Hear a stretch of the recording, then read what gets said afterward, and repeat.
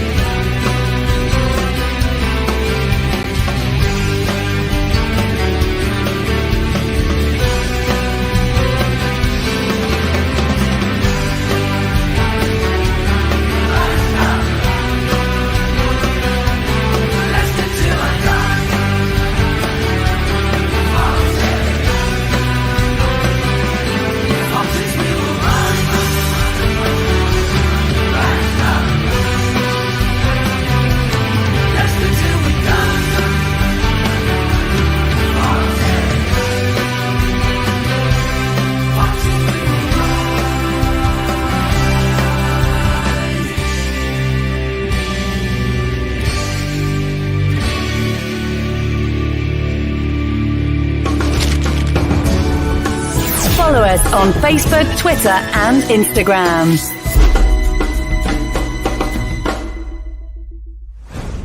This podcast is proud to be part of the Talk Sport Fan Network. Talk Sport. Powered by fans. Right, Chris. All right, how the devil are we all? Welcome along. It's sloppy seconds time, and I couldn't wish for two more better gentlemen to have sloppy seconds with than the two that are joining me this evening. The Statler and Waldorf of Leicester Till I Die TV. And if you don't know who they are, ask your parents. Any fans of the Muppets will know. Or I suppose you could also say the Chuckle Brothers. I know you thought that the Chuckle Brothers were actually Soyuncu and Evans, to me, to you, but apparently not. Anyway, I've got to say big high up and a big high up, a big high fives, big up, whichever way, to Turf Morehouse TV. Daniel, my YouTube son, is in. He's actually still live. I've got to be honest with you, sometimes I look at him and I think, you're half dead. But no, he's still going live covering the Derby West Ham game. No spoilers, but West Ham are winning 2-0. Yes. Although having said that, had we drawn them, I would have wanted Derby to win. So we're going to have a bit of fun tonight. I know, the Leicester channel. First of all, also, of course, earlier on, in case you missed it, it's Blackburn Rovers or Birmingham City. So an interesting draw there, but we are at least playing at home. And I'm not going to say that this person likes to play away rather than play at home, because I might get into trouble. But let's bring him in. You know him. He does the previews with me. He's the older woman's Totty. Let's bring him in. Craig, good evening, sir. How the devil are you? I'm good, thank you, Chris. The older woman's Totti, I assume you mean the Francesco Totti, the footballing Italian superstar. Of course. You have your Italian looks and mannerisms, come out. Birmingham or Blackburn? Not a bad draw. Yeah. No, not bad. I mean, firstly, you want to be at home, didn't you? It would have been nice if we'd have got Bristol City, I think, to have Nigel back. But do you know what? I was thinking that, but I didn't, because I know he's under a lot of pressure there at the moment. Anthony, that comes in and does the show sometimes with me, is a Bristol City fan. He lives in Bristol, and I wouldn't want it to be us that got Nigel the sack. Yeah, good point. Yeah, I mean, if Birmingham can get through, that'll be a nice, fairly local derby, as local as we get these days, I guess. So dispatch Warsaw, we'll just work our way through the West Midlands.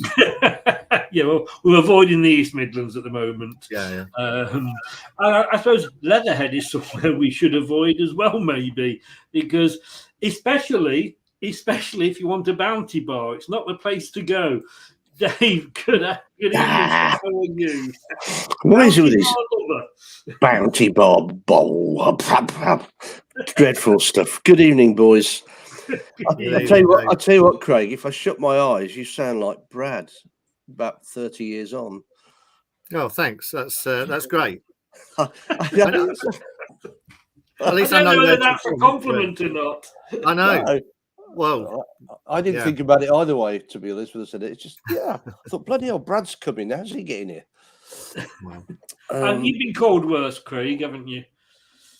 I have, usually by you, Chris. This is true. And what you're talking about, Nigel, just made me remember back to some Facebook times when Pearson out was the headline all the time by the fans, wasn't it?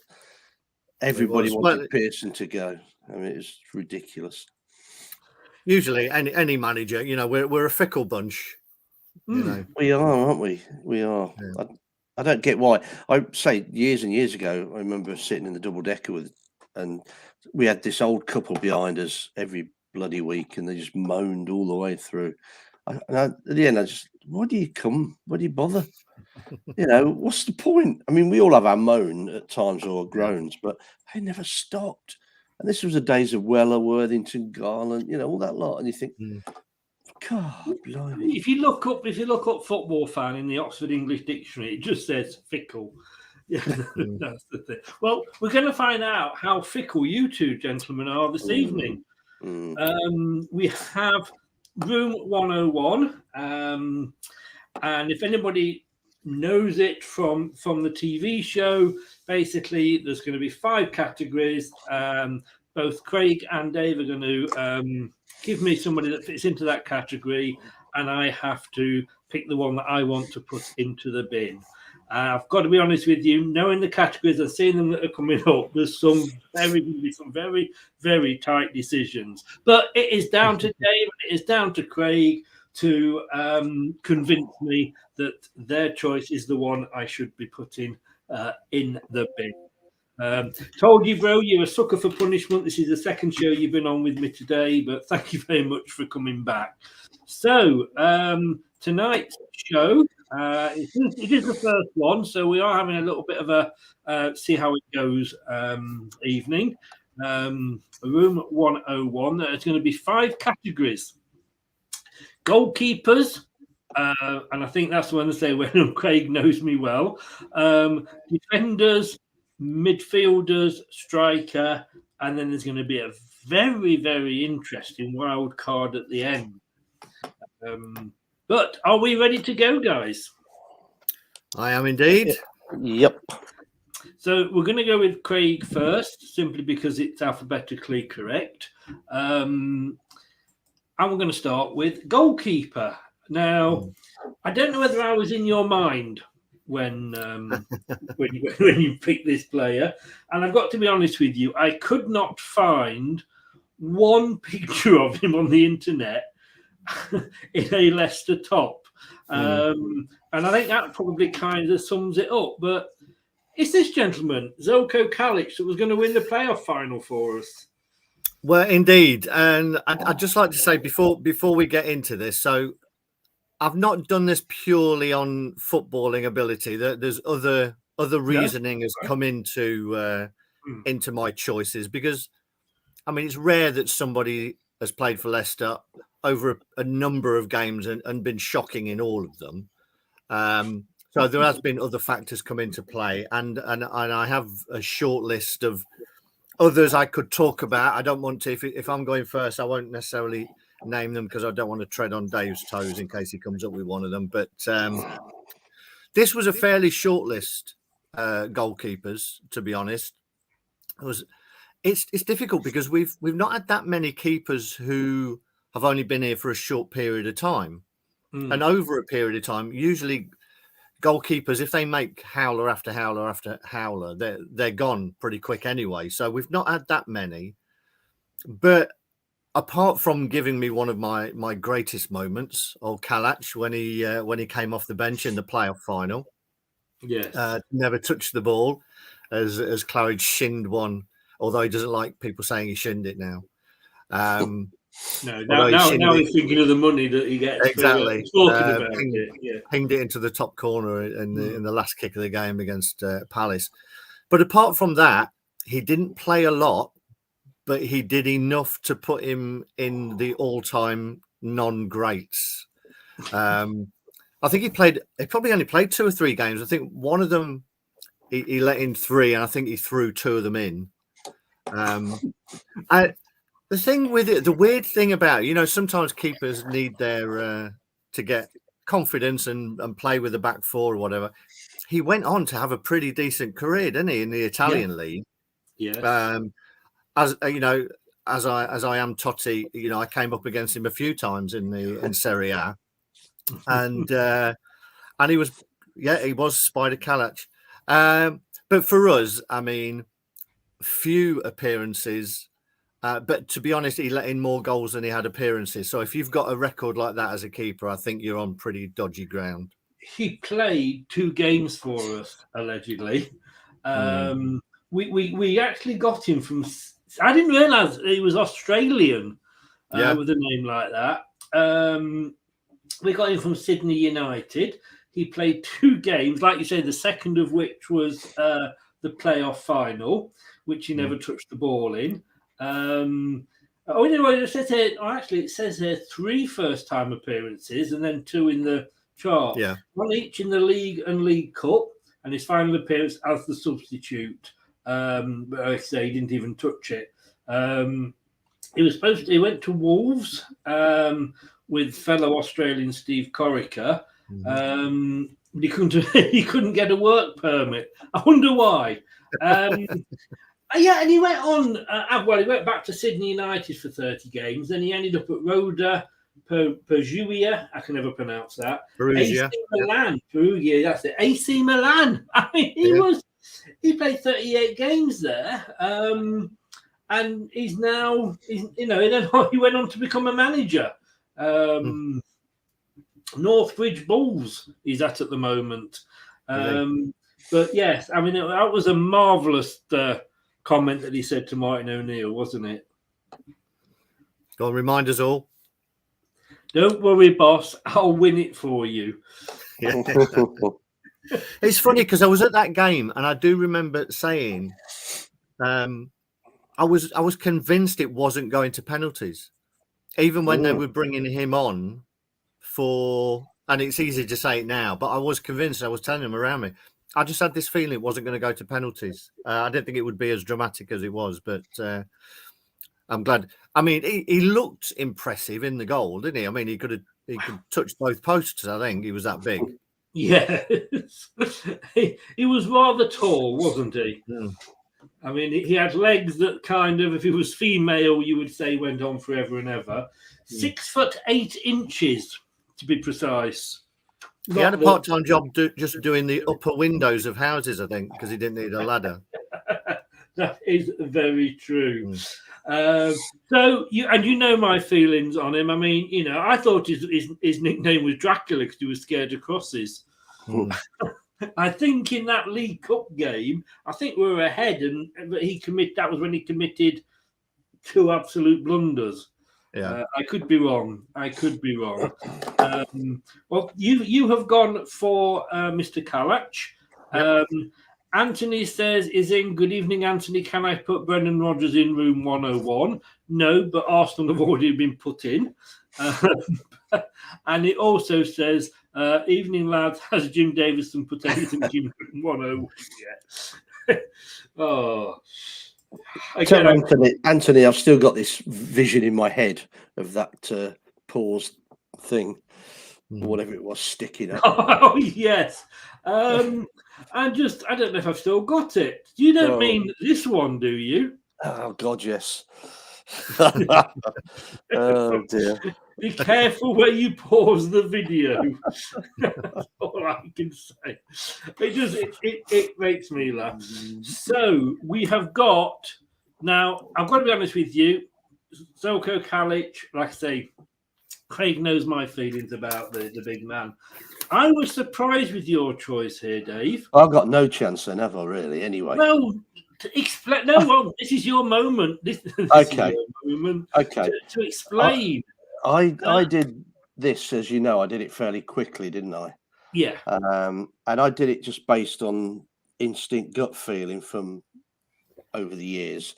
I didn't do it on stats or anything like that. But Ian Walker came to us the second year of Peter Taylor, I think, maybe 2001. Few million from Spurs. I think he had an half decent season for Tottenham. He was in the England squad. He was unfortunate with Zola's goal, I think, in the World Cup or Euro playoffs or something, whatever. So he's also unlucky that he was in that relegated team 2001-2, where we probably had about 4 or 5 managers. And I think we only got 5 wins that year anyway, something like that.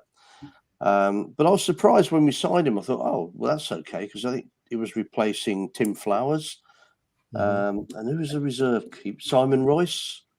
I think they were the 2. Yes. He was coming in for. But, England international, he thought, well, that's how we got Tim Flowers. Perfect. And then I was playing cricket in Chobham in Surrey, and a mate of mine I was playing with was a Bolton fan. And it was the first time I'd had this text thing on my phone, and it kept pinging. And I was driving people nuts. And it was 1, 2, 3. It was Bolton at home 5-0. And my mate was ecstatic. They'd only just come up that year. Yes. And I didn't go to games so much then because of the cricket, but it was horrendous. And when he got relegated, there was this famous game against Villa, wasn't there? Was that his second term in the Premier League with us, where he threw a couple of balls in and we lost 3 or 4-0 and he got hammered? But he seemed to be okay in the Championship. And when we came back up, you thought, that's going to be all right. But he was a Gary Sprake of goalkeeping. And everything that tells you cannot be a Gary Sprake or a Benetti, I dare I say. Brilliant saves 1 minute and then howlers the next, because people forget the brilliant saves. And all I remember is his attitude wasn't great, and his general performance was pretty poor when he came to us. And it was almost like he was kicked out of Tottenham. Obviously not good enough. Lost his place in the England team. Although, again, ironically, in the Championship, I think he got back in the England squad. But, I just found it poor. And I don't think we saw anything like what we should have done from him. 2.5 million rising to 3. The fact that it was a Peter Taylor signing immediately works in your favour, Dave. I've got to be honest with you. I think Craig would probably agree. I actually interviewed his daughter on the radio. She was Miss Surrey. Sophie, yeah, she was a lovely girl. So that almost stopped me from doing it. But it's quite ironic, because he caused us a lot of Missouri. Yeah. I'll get me coat. Well, she enjoyed the time in Leicester, but I don't think her dad did. That one, I've got to be honest with you, mate. That was good. That gets one of these.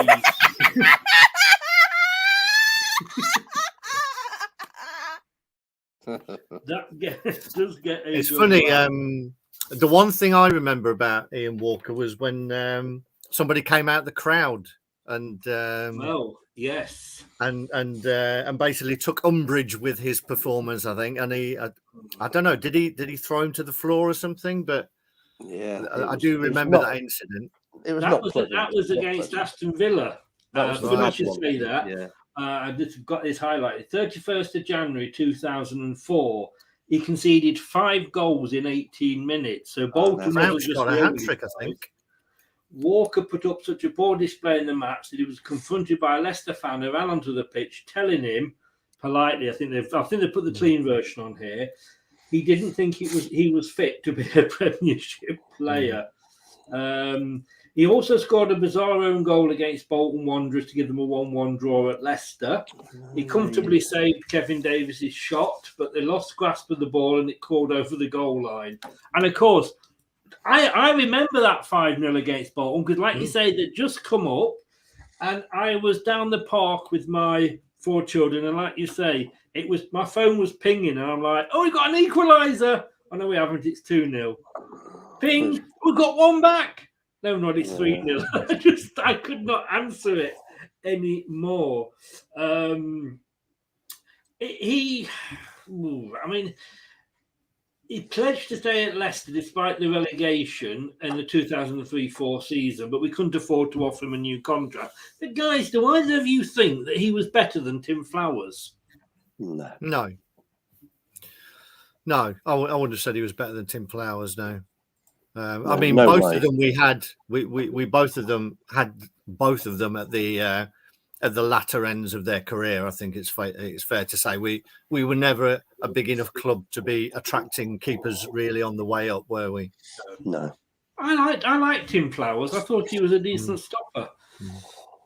I had a couple of others on my list that I remember very unfondly. I had Ron Robert Zieler. Oh yes, yes. And going back a few more years, Martin Hodge. Oh God, yeah. Yeah, exactly. Yeah. I can't remember how bad he was. Was he bad? Martin Podge. Well, he wasn't.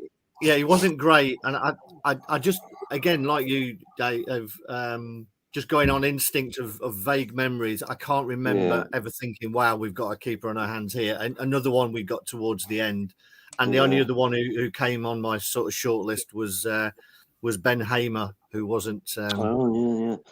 He was perhaps a bit unlucky. I don't know. Was he? I thought potentially. He had a lovely beard. So yeah, true. Kevin Pressman. Do you remember that? Well, that was going to be the one I was just going to add because we got him not so much. Well, yes, it was probably at the end of his career, but it was certainly after he'd stopped his diet. Yeah. You talk about Spider Callich, being able to do that and fill the goal up. I think he filled the goal up just by which goalkeeper scored against him? Can you remember? At Filbert Street or wherever it was, King Power. The opposition goalkeeper scored against him, and it looked like he was in slow motion. Was it Sheffield Wednesday? Was that the game where it all went wrong and we got relegated into League One? Or that was the end of? Could have been. I mean, we must have thought we must have thought quite a lot of him though, because we kept Conrad Logan on just to make his shirts fit. Oh, poor Conrad. Conrad and Ben, two goalkeepers that probably warmed the bench more than Danny Ward was doing. Yeah. Do you know what? If one of you had gone for Kevin Pressman, I think it would have been an easier decision. You know what I think about Callich, our friend Spider. Apparently, it was Brad's in. Andy Longer and Preston keeper scored past Pressman. Preston, that's right. Yeah. Nice was he on loan by any chance, Brad? Oh, I didn't say that out loud. I didn't say that out loud. He doesn't like loan deals, Craig. He does, Brad. Yeah, you know what? The thing with Brad, he did go on and have a decent career. Like say AC Milan, who were quite, big. Well, obviously still are big. And I do love him for his comment. Don't worry, boss. I'll win it for you. But Ian Walker, I mean, to let in 5 goals twice is, asking a bit of, you've got to be quite bad to do that, haven't you? It's the Ralph Hasenhüttl of goalkeepers. Yes, indeed. He did. And he did upset the fans so much that somebody actually had to run on the pitch to confront him. Didn't we have nets up in those days? Didn't we have fences or whatever? No, they're gone then. Had they? Yeah. Right. I was going to say because he must have been really peed off if he'd taken a pair of wire cutters with him to get to the fence. But I think I thought this was going to be easy with Callich, but the fact that Walker was an England player, albeit for 4 games, he was so. I'm afraid I'm not afraid really, because they were both awful.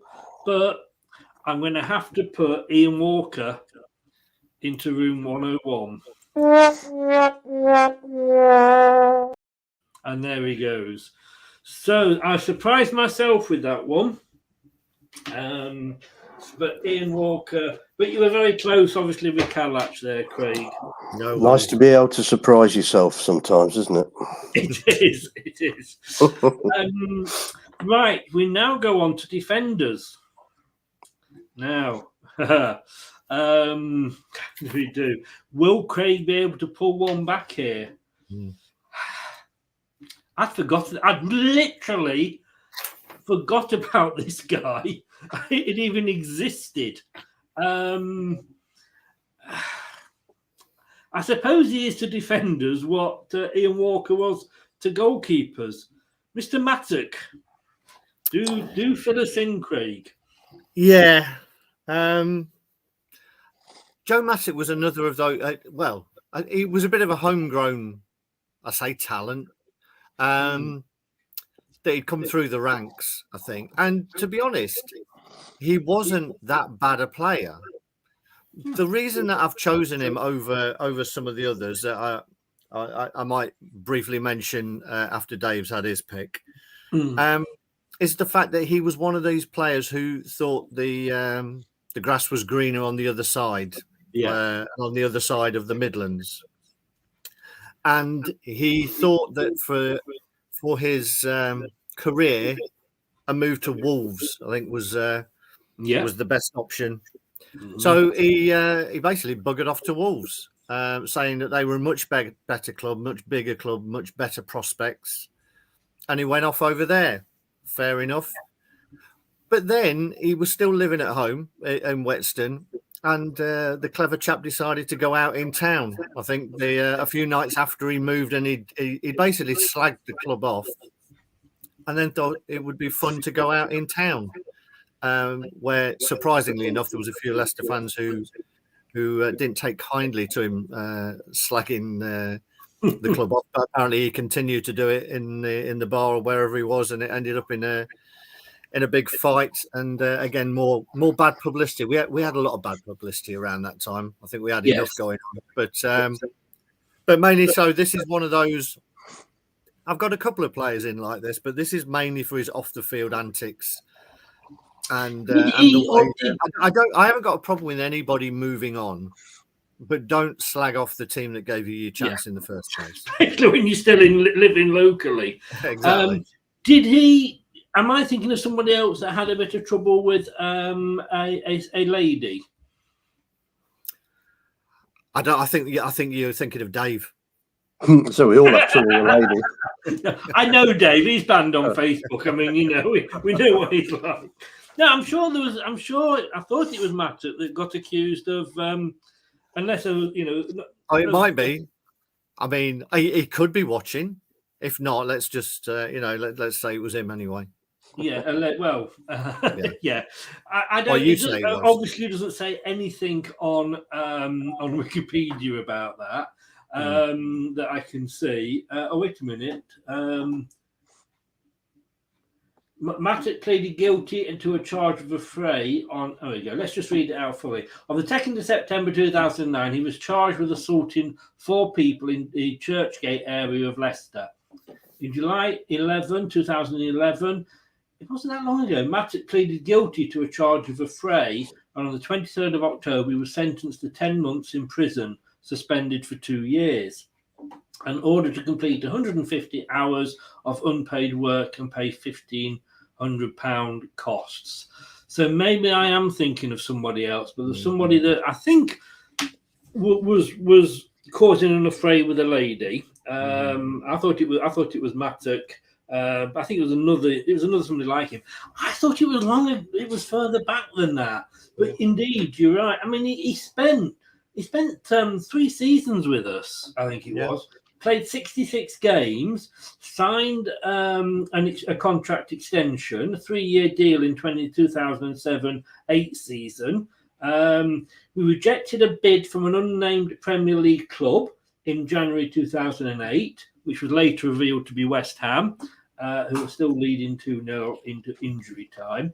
Following Leicester's relegation, Villa became interested in Mattock, and then teammate Richard Stearman. God, I've forgotten him as well.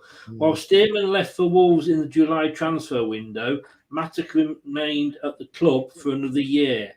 He did, however, hand a transfer request in during pre-season, but was able to secure a deal. However, he then got injured on the 6th of August while away on international duty. Mattock was ecstatic when informed by his agent that West Bromwich Albion were interested in him. Eager to leave Leicester, he submitted his transfer request to Chairman Milan Mandrić. The manner in which Mattock made the request influenced manager Nigel Pearson, who was then manager. He signed a 3-year contract with West Brom 4 days later for a fee of £1 million, citing Richard Stearman as his motivation for leaving Leicester. The comment angered many Leicester fans and was booed on his return. That was it, yeah. West Brom, not Wolves. Yeah, but Stearman went to West Brom, so Stearman went to Wolves, didn't he? Wolves, and, yes. Mattock went to West Brom, yeah. Mattock was always average. Brad says the thought for West Brom. Yeah. Before I move on to Dave's, I'm going to ask you, Brad, guess if you can put in the chat, guess who Dave has put in for his defender. See how well you've been listening to our shows recently. I thought, I mean, look, again, looking at that shirt and whatever, because I was wearing one of those the other night on the show. I thought it was further back than I think it was like in the 90s, but no. He looked like he was going to be a decent prospect, but then again, these young players that get their heads turned, in those days when money was starting to become, flowing a little bit more freely. Then they'll think they're better than you. Yeah, he's always been in trouble, hasn't he, on the pitch as well? Yeah. And all the clubs he's gone to, there's always been an issue. Not, just his sort of a bit, not ability, but generally his attitude. So I think that kind of set him up for his career, really. Yeah. But they all seem to get clubs, don't they? They all seem to get clubs. Well, he's still playing. He's actually still playing for the hotbed of football that is Harrogate Town. All right. He's played. Yes, now you mentioned that, I do remember him being mentioned. Yeah. When he was at West Brom, he went to Sheffield United on loan, Portsmouth on loan, Brighton and Hove Albion on loan. So obviously West Brom were pleased with him. He then went to Sheffield Wednesday. Sorry. He then played for 207 times for Rotherham up until 2022. And like I say, now he is at Harrogate Town. But it was England under 19 and 21, but never made it. So before Dave reveals his, then I'll just let you know who else was on my short list. I won't say anything else about them, just in case you've got one of them and you can expand upon it. So my shortlist included Philip Benkovic, Ryan Bennett, Ryan Bertrand, Johan Benelouan, Jimmy Willis, and lovely Frank Sinclair. He of the own goals. I'm sorry, but I've got to take. I mean, Bertrand. I mean, if you put Vestergaard, I could have probably. But Bertrand, in fairness, he looked all right when he played pre-season. He's just never played again. I mean, Vestergaard has made himself available to play. Yeah, and Benelouan, I thought he did quite well when he finally played for us, but. Jimmy Willis was a sort of a start of the Brian Little era, wasn't he? Because you've got him. You've got Gary Coatsworth. Yeah, down the pit. There was a few of those. We had a guy called Wayne Brown. We had a few. God, we had a few old-fashioned defenders, shall we say?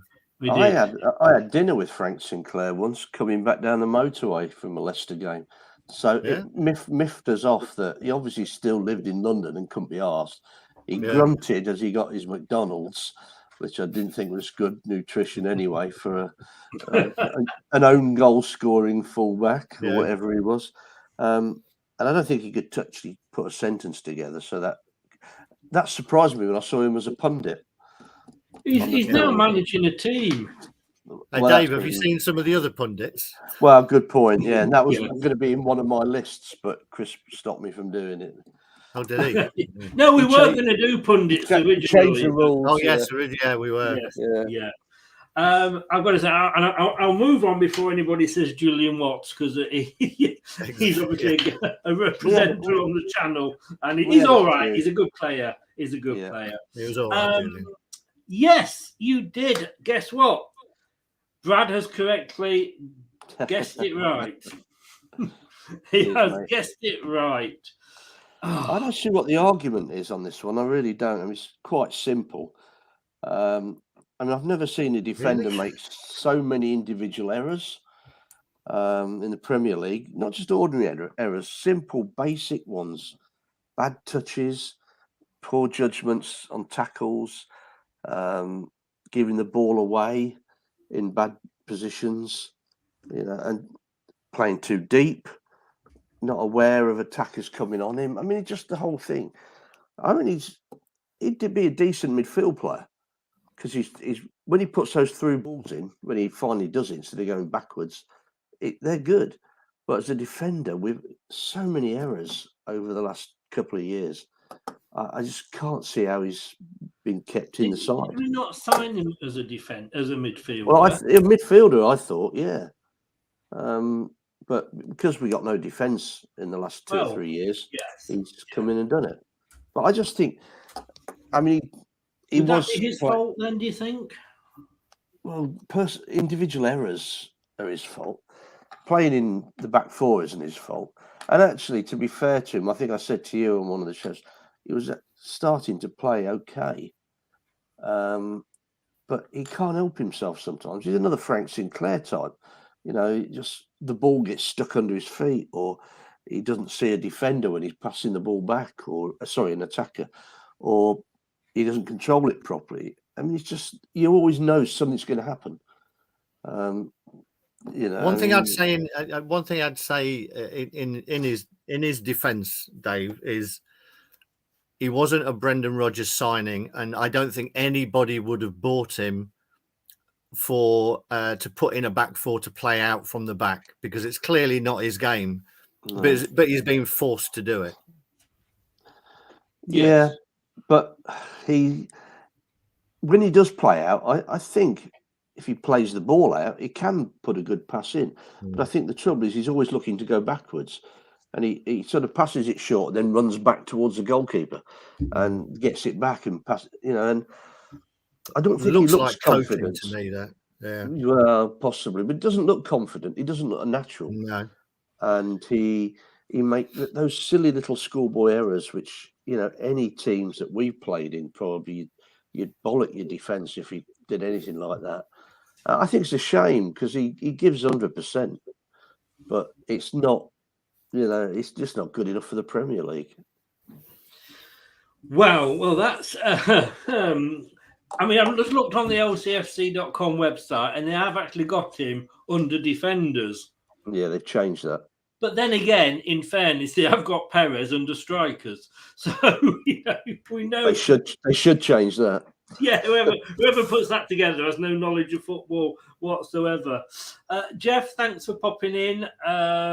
Enjoy your breakfast, full English or full Malaysian. If it's a full Malaysian, what does that involve? Black pudding by any chance? I can say though, I thought when we first got him that it was as a midfielder. I know we've used him at right back, which he's awful at. I don't think that is his position at all. But, who would have ever thought that you would have had an international player in Soyuncu that's not even sometimes doesn't even get on the bench, and yet Amartey is the first choice. He's better. I can remember, and I say this all the time when we talk Amartey, the groan that came out for the Community Shield, and we were just outside the stadium. We could hear the team being announced, and I know I was with Leicester fans because when they mentioned his name, the groan that came up. But I think he's better than he was. I think he's gained by getting some regular game time, though he isn't the top quality defender. And we all know if Johnny Evans was fit, Daniel Marty wouldn't even get a look in. Craig's there putting his head in his hands. I'm not so sure about that. I'm not so sure. Do you not think so? I think Rodgers loves him. Craig, what do you think? Well, I think he'd play Johnny Evans, to be honest. And the less said about that, the better. But don't forget, first game back after the World Cup, first minute was it into the game, who made the mistake? And that's cost us dearly. Maybe if that goal hadn't have gone in, maybe we'd have been doing better. I don't know. It's all hearsay, isn't it? But it was. I think there was a run of games where he was our best defender, though, because everyone around him was shocking. That's damning with faint praise. I do get that. Yeah, that is worrying. That is worrying. Yeah.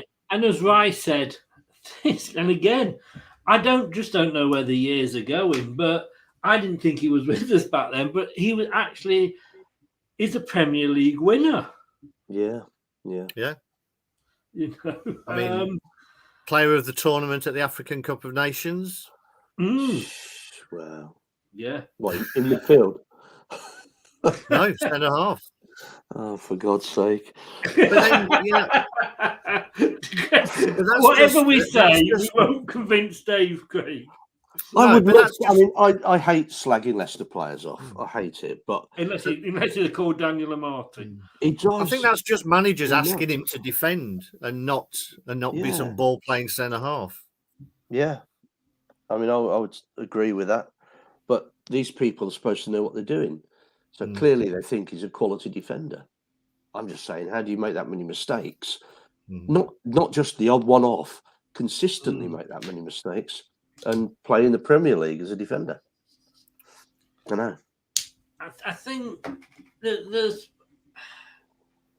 whether it's a case of, Leicester fans have come to the conclusion that if we don't have a Marty, then we're basically, struggling in that position. And I still think he's probably a step up from Vestergaard for the style that we play.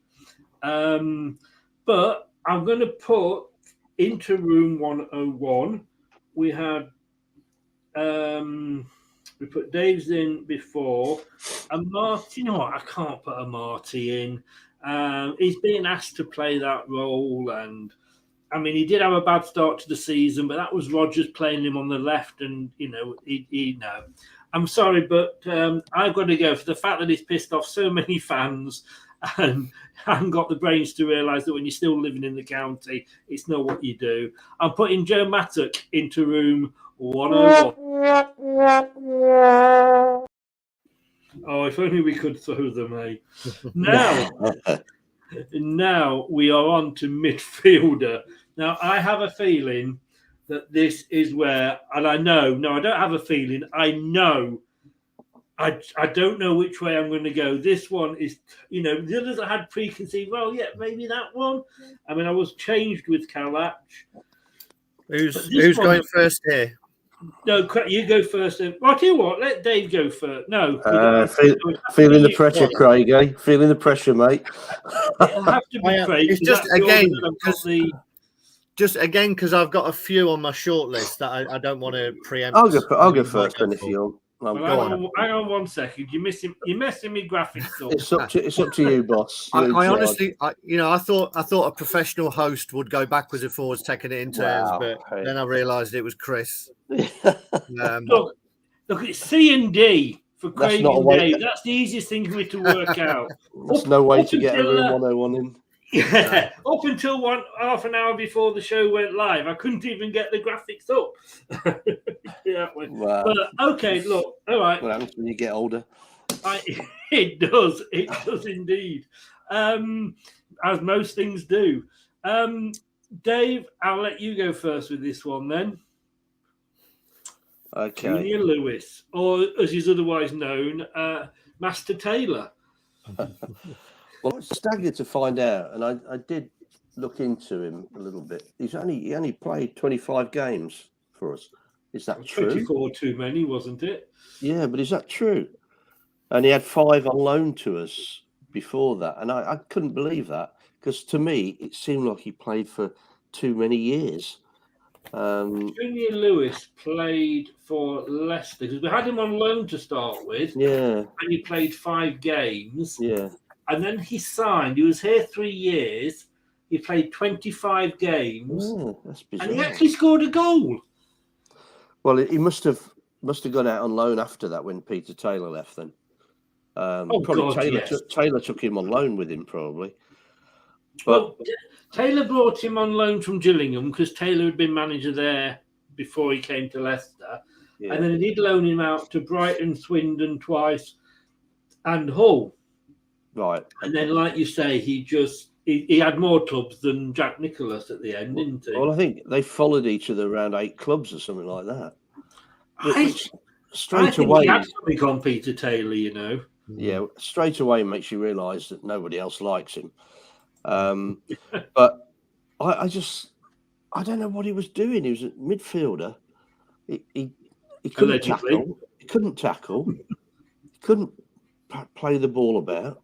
And I don't know how he scored the goal. I guess he headed it. I don't know, because he was quite a tallish guy, wasn't he? And I do understand managers like players more. I mean, you had Brian Clough and John McGovern. Warnock had a favourite goalkeeper, didn't he? Who was that?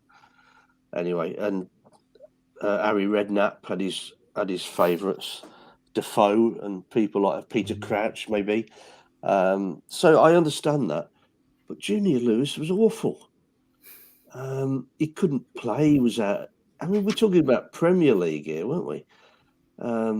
It was embarrassing, and not the fact he came from Gillingham, but to come from Gillingham and then start. I guess all his games that he played were at the beginning until he really got found out, and then Taylor was under pressure, so he dumped him before he was sacked. So yeah, to me, I mean, it's probably one of the worst. I've also had a look at some of the others, and I thought, bloody hell, this is tough, this one. But to me, personally, he was the worst. 8 clubs he played with under Peter. Well, he played with or coached with under Peter Taylor, because not only did Peter Taylor take him around every club that he managed, he then also went into management with him. Blimey. Definitely his child. When the pair subsequently retired once again at Bradford City, the 8th club which Lewis started working with Taylor, he joined his coaching staff. And I mean, I always say how popular or liked are players by their Wikipedia page. And there is a note on Junior Lewis's Wikipedia page that says Club Domestic League appearances and goals correct as of 6th of January 2012. So basically nobody could be bothered to go in and update or change anything. I mean, why? I mean, I don't see what the actual attraction of him was to Peter Taylor. I mean, we had a club that had finished, 7th? Certainly in the top 10 for 3 years on the trot. We'd lost probably one of the better managers we'd had in history, and we get Junior Lewis. You know, I don't know whether we replaced Neil Lennon or tried to. Lennon gone off to Celtic by then, hadn't he? To join. I don't think he could even have replaced Robbie Savage. No, I mean it was just ridiculous. I understand replacing Neil Lennon wasn't going to be easy for anybody, but you know, goodness me. No, I mean he's got to have been high up on your list as well, I'm sure, Craig. But I mean, he always reminded me of who was the other guy that looked like him that always played for England? Carlton Palmer. He reminded me of Carlton Palmer, but he made Carlton Palmer look good. I mean, that's how bad he was. It doesn't say how much we paid for him, thank God. But I mean, he went from Fulham, who in the 90s were probably sort of second or third tier, but he left them to go to Dover Athletic and then to Hayes and Hendon before first time linking up with Peter Taylor at Gillingham. That's when Dover went bust not long after that, didn't they? They were flashing the cash around for a while, and then it all went wrong. I don't know if they flashed the cash on Junior Lewis. I hope they kept the receipt. But, well, Junior Lewis is in one corner. Craig... So, just before you bring mine up then, I'll just run through those that were on my shortlist, and Junior Lewis was on my shortlist. So, to be honest with you, if he wasn't on your shortlist, Craig, I would have been very disappointed in you. Yeah, and to be honest, he's probably the one on there who is there for his lack of talent. The others who were on the shortlist were basically made up of people who were disappointing because I think we all thought we were getting a player and it didn't turn out to be. So the others on my shortlist were Adrian Silva, who after waiting a year turned up and then did barely nothing. Mark Draper, who again I thought was going to be a great player and turned out not to be, and Gökhan Inler, who when we signed him, at the start of the championship, the league winning season, thought we were getting the Swiss captain, great player. Turned out to be he just didn't get the pace of the game. Famously lost his place to Kante, and the rest, as they say, is history. But they all pale into insignificance alongside my choice. Yeah. Brad, I knew what was coming. I had to put that up. Dennis Wise or We Riot. The Poison Dwarf. Where do we start? With Dennis Wise? Take that shirt I think what it showed was, is that you can look like you're a decent player if you're in a decent team. And when Dennis Wise was at Chelsea, he was surrounded by good players who gave him options on the ball, and all he did was basically half break someone's leg, win the ball, give it to someone who was much better than him. Yeah. When he came to Leicester and he got hold of the ball and he looked round for options to give it to, there were bugger all, to be honest. So he invariably just got caught on the ball, lost the ball. So his inability on the pitch is one thing, but that all pales into insignificance when it comes to his off-the-pitch antics. And clearly, he didn't want to be at the club, did he? It was a come down for him. How we managed to get him to sign, I don't know what had gone on. Maybe, we'd promised that Junior Lewis would clean his boots or something. I don't know. But clearly, he just didn't want to be here, didn't get on with anybody. He'd come from the bright lights of Chelsea, surrounded by superstars, and all of a sudden he was at Leicester.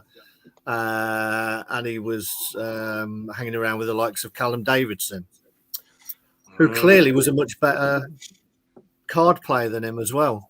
Yeah. So, obviously, for those, I'm sure every Leicester fan knows the story, but I think it was one of those foreign trips. I don't know if this was a La Manga as well, but it was definitely a foreign trip pre-season, and it all kicked off over a card debt, apparently, where he decided the best thing for team bonding would be to break Callum Davidson's jaw, and then promptly got sacked for it. So, you know what?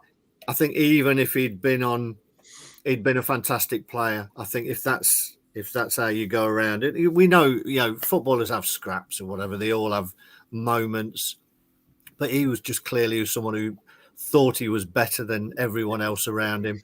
And every time I've seen him on TV since, he's not changed my opinion of that at all. How many times did you vote for him to do a trial in the jungle? I wouldn't waste my money on him, to be honest. He just comes across as one of those people who's just who thinks he's the business, but he's just a little shit. I actually, as it happened, I love YouTube, and I was watching YouTube yesterday. The thing is with YouTube is it does take you down a lot of alleyways that you don't know you're going, and sort of 3 hours later at 2 a.m, you're still watching some sinking ship or something that you've clicked on. And I actually clicked on. Yes, that's what you get there. See what you did there. And I clicked on the thing yesterday, and I ended up watching Vinnie Jones being interviewed on one of these American, because there's about 5 or so American talk shows at night. It was a few years ago. But they were both at Wimbledon together. Yeah. And I think Vinnie Jones went to Leeds, I think it was, wasn't it? And but he was very, honest, and he went, I was not a brilliant footballer. There was nobody more surprised than me.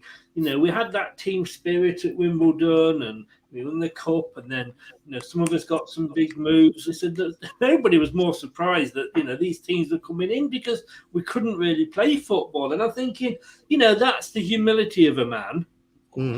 And I've seen him sort of when, I've been to a Q&A with him, and, he is like that in person. But Dennis Wise, he's just a prat, isn't he? I mean, let's just go through his career here at Leicester. Wise's time at Leicester was less successful and marred by controversy. He made just 17 league appearances, scoring once against Liverpool, and was sent home from a pre-season tour of Finland. Mind you, I suppose if I went to Finland, I might just wanted to be sent home. In July 2002, after breaking the nose and jaw of teammate Callum Davidson. Wise, and this is what absolutely why I hate Dennis Wise. Wise was sacked by the club for serious misconduct on the 2nd of August, after which Leicester went into administration. Surprised by the dismissal, really, Dennis? Are you that sick? Surprised by the dismissal, he contacted the PFA and appealed against the decision. The Football League Disciplinary Commission later ruled that Wise had been harshly treated by Leicester and ordered that he be reinstated and given the maximum punishment of 2 weeks' wages, which was about 70 grand, apparently. So he was on 35 grand a week, which in 2002 is a lot of money. The tribunal's order led the club to launch an appeal against the decision, which we eventually won. But there was no sort of, and I know he's got his career to think about, etc. But there was none of this sort of shit. Leicester, are in the doo-doos. He was going to take that money. Yeah. No, was this the time when we had the likes of Nigel Winterburn and Les Ferdinand? We did seem to go through a period where we became the Derby and Jones Football Club, if you like. We seemed to sign every player that was coming towards the end of the career. Yeah, I don't think we had Winterburn. We had the likes of Konchesky, didn't we? I think for a period. Yeah, you're right. We Winterburn. Did we? I can't remember that. No, I can't remember that. Who was the other? Martin Keown. Sorry, Martin Keown. Oh, Martin Keown. Yeah, that went well. Martin Keown. That went really well. I think Mark sums it up in a few words. Total knob. Yeah. No, I concede no decision to make. You conceded, haven't you? I probably told you this, Chris. When I was at a game, we had tickets and in the Keith Weller stand, and there was a do on. I think we took my mother for a birthday or something, and I went for a pee and I walked down there. There's Dennis Wise sitting in one of the suites having dinner with that stupid agent of his, monster guy. Yeah. Oh God. And I said to the then acting chairman at the time, Dennis Wise is down there. What's he doing in the ground? So he got him kicked out. Both of them. They had to leave their dinner and go. Couldn't believe it. He was allowed to come in and just swan about as if he owned the place still. No. So now again, sorry. Sorry? Where did you say that was? That again? Well, that was in the when you go and have a meal and then at the club. Game at the club, yeah, Leicester. Oh, wow. Sort of nowhere else, just in our ground. It was unbelievable. So he kicked him out anyway. For a little man, hasn't he? Yes. No, I agree. Straight in there. Thanks, Dave. You're making my decision easy for me. Yeah, I mean, no problem. If it was on talent alone, I've got to be honest with you. Junior Lewis every day of the week. But he is such a total and utter knob. Yeah, I've got to put him into room 101. Well done, Craig. Oh, such an apt gift there, I think. Right, so we are on to strikers, and we will do strikers, he says, straight after this one, I think, if I can find it. This podcast is proud to be part of the TalkSport Fan Network. TalkSport. Powered by fans. Indeed. I have to do that because I need to know where to put the advert in when I upload the podcast. You can still find the same podcast, same place it is before, Spotify, Apple. Apparently, I am very, very big in Singapore, allegedly. I don't know why, but apparently the guy at TalkSport the other day when he was doing my figures said, "You're very big in Singapore." Now, whether that was an euphemism for something, I don't know. I think so. I think there's a lot of little men in Singapore. Thank you. We'll keep falling over them. Yes, that's the last one of him that's going in the bin. Right. well, let's stick with Dave first then for this one, and we'll come on to strikers. Now, we're going back quite a way for yours here. This brings up a terrible year. I must say that there was another guy who I thought about initially, but this year was so bad. There's lots of reasons. We just got married and moved to Surrey, so all these Chelsea fans were goading me about Leicester and everything else, and then we took on Frank McClintock, who was a decent player for Leicester, and seemed okay, could be a decent coach, and then. Well, it all went wrong, completely wrong. You could name most of that team in room 101. It was that bad. Roger Davis at Derby was pretty impressive from memory. He was scoring goals. He was scoring some good goals. I think he didn't get that many actually for a striker, but he was probably sneaking 31 in 114 games he got. Okay, that's not too bad, isn't it? No. He went to Bruges and scored a few goals for them. Bruges, he got 21 in 34. He was on fire at Bruges. And then came to Leicester. Yes. And got something like 5 or 6 goals in however long he was with us. I think he was with us for 2 years, wasn't he? He was with us, 77 to 79. Yeah, and he scored 5 or 6 goals, I think. And in fact, Leicester only probably scored 5 goals one year. I think one of them, I remember him scoring a penalty, and he got 2 goals in the next season. So I don't know what happened to him after that. I think he went off to America or something like that. So, I mean, it was awful. It was an awful time to be a Leicester supporter, certainly in Surrey. It was an awful time to go and watch games. And we were just terrible. And he was our main striker. We relied on him to score goals. And we just didn't score any goals. I don't even know what we ended up with that year, goals-wise, but it couldn't have been many. But it was just a terrible, terrible year. And it was inevitable. Relegation was going to happen. Inevitable. And that was coming off, what had been some glorious times, really, even though we hadn't won anything. But, great football to watch. And we were served up this rubbish. It was embarrassing. Do you think that was Roger Davis's fault? Or again, was it down to the fact that we had Frank McClintock as manager? No, if you're a striker, you'd expect, even in a bad side, to get maybe a dozen goals, wouldn't you?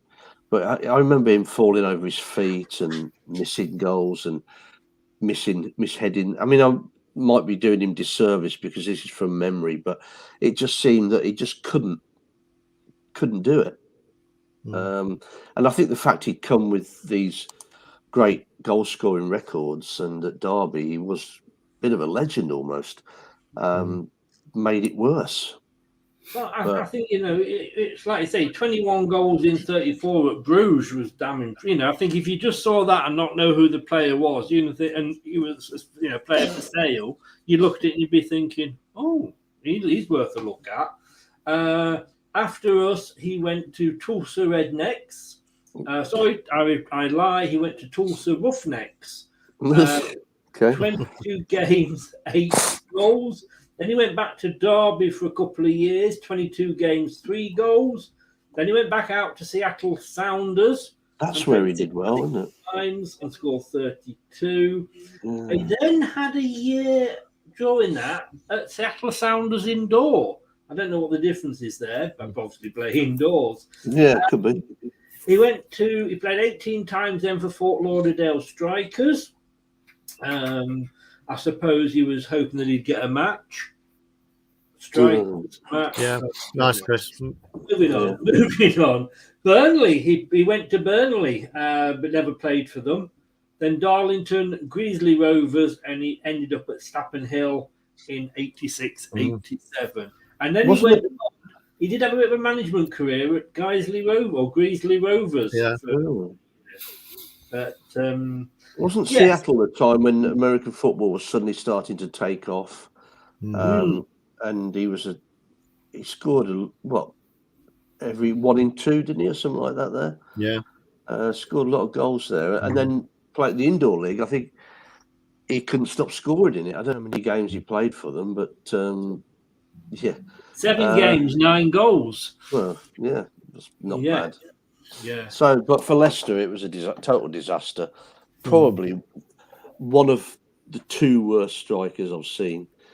I was before hand over. I think I was also going to look at Mark Bright, who accused Leicester fans of being racist, but my view was A, he was replacing Lineker, and B, he was crap when he was at Leicester. That would explain, because I actually I spoke to Mark Bright and invited him on the show. I think I was talking to you, wasn't I, Craig? Yeah. About it. And he actually had the fairness to reply to him, and he went, "Look, Chris, my time at Leicester, I wasn't the most popular with the fans, so it's probably not the best thing for me to come on." And I didn't know. Well, I don't think Craig was sure, but if he accused the fans of being racist, then well, he did. But it didn't go down too well. There's nothing racist about it. It was just that he was awful. I mean, he scored against Everton, didn't he? Ironically, first game of the season with Lineker. Fantastic goal outside of the boot into the top corner. Yeah, and we thought, wow, this is it. Everyone taking the piss out of Lineker, and that was it, I think. But then he did go on and have a good career with Palace, I believe. Oh yeah, he did. Yeah. So there was something about him. Right. So Dave, you were going for Davis. Yeah, so I mean, just before you pull mine up again, I couldn't really argue against you, Dave. From again, just slightly before my time in terms of watching them and seeing them regularly, but I do remember the bits and pieces I saw. Yeah, it was just one of those moves that just didn't work, did it? Everything went wrong. He had absolutely clearly no confidence at all and was scuffing this, that, and the other. I mean, if you look at McClintock, all right, he was a bad manager, but he bought some, again, what you would say were probably decent players in, enough. They were at the back end of the career, but it's always the case that time of be careful what you wish for. And I always quote that and the Wickham result in the FA Cup. Yeah. And this one, yes, we weren't winning anything under Bloomfield, Jimmy Bloomfield, but we were playing some decent football. Yeah. Fans wanted him out. Look what happened. Now, can I say? Sorry. No, go, Chris. Now, I was going to say, before you sort of say who your choice is, first picture I found of this guy was wearing an England shirt, and I think it's really, really. Hold on to it. Hold on to that. Hold on to that. I just want to mention a couple who made the shortlist. Yeah. There wasn't many because most strikers, again, if you're not scoring goals, you're not in the team for that long. Unless you call so the couple I had, Gary Taylor Fletcher came to mind. Oh God, yes. As someone who got the most out of the material that was in his shirt, shall we say? But again, got promoted with Blackpool, didn't he? Yeah. And the other one, the other one who I would have gladly put into Room 101 after he finished playing for us, for the reason that he continued to just score against us, was going to be Harry Kane, who was absolutely shocking when he came to us on loan. But then obviously went on to have a fantastic career and just cannot stop scoring against us. So, I would gladly. Can I just say, had you gone for Harry Kane, Dave could have packed up and gone home. You hit it just for who he is. He would have gone in Room 101. Yeah. You missed your chance there, I'm afraid. You missed your chance. Well, let's see how I do with this guy. Right. Are we ready?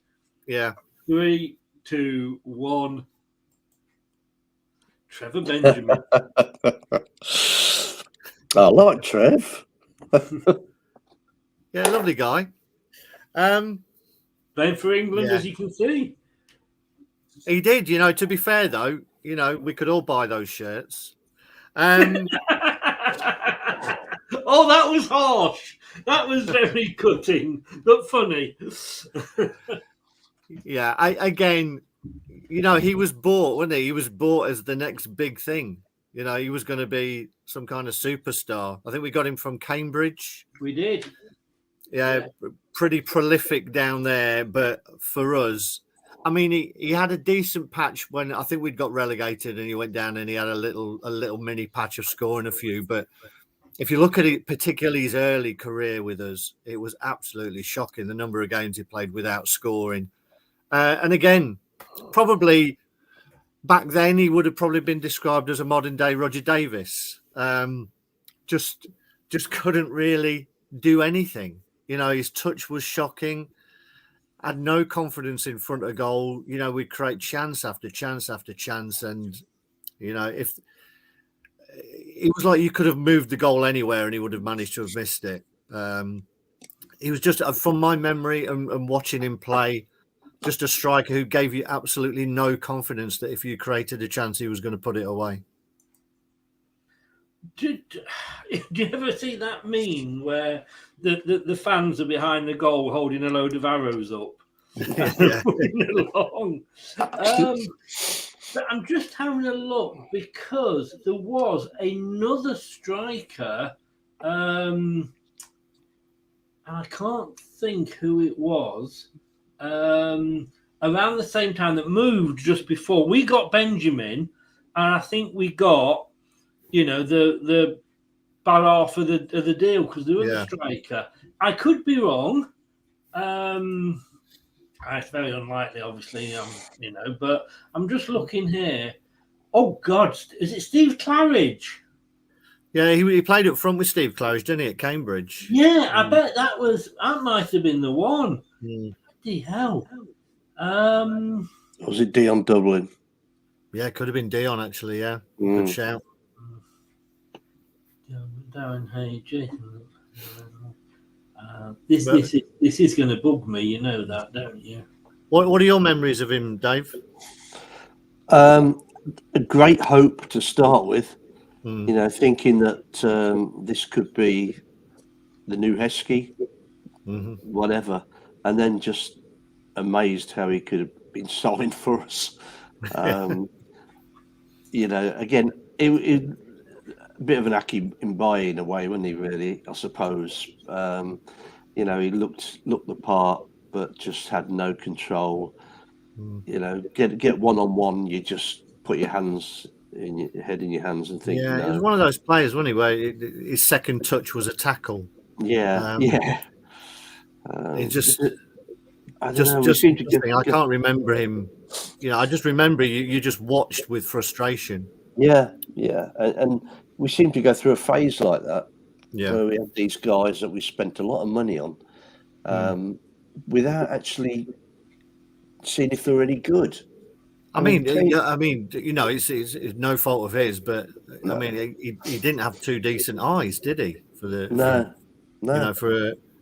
For a striker, and as you say, he came in with all this sort of pomp, and he had all the attributes at that time when you wanted a big barreling striker, to knock centre halves around. He looked the part, but sadly, when it came to football, it just wasn't. Yeah, you could see at that level. Him and Claridge, or him and Dion Dublin up front, are quite scary. Yeah. But when he came to us, I don't know who he played up front with. If he did, he wouldn't have played one up front in those days, would we? I wouldn't have thought so. No. I'm trying to think who was up there with him at the time, but it was pretty awful. Yeah, you're right. Yeah, he's just again, his just touch was shocking, to be honest. So. Yeah, so at least we've given Chris a decision to make. Yeah. You have, and I can't find who it was, to be honest with you, but I'm sure that they sold another striker, and we got Trevor Benjamin, and I think we got the bad deal. It said Brazil, but I'm not sure whether it was the Mr. Brazil or not. That was there. They've had some. I tell you what, they've had some fair players. There's a couple that I'm going to sort of say that you haven't included that I thought some of you might do, and that was let me name two for you here. Elvis Hammond. I mean, with a name like that, you couldn't wait for him to leave the stadium, could you? Yeah. I mean, he was all legs, wasn't he? He could tackle himself, Yeah, my son-in-law loved him at Fulham.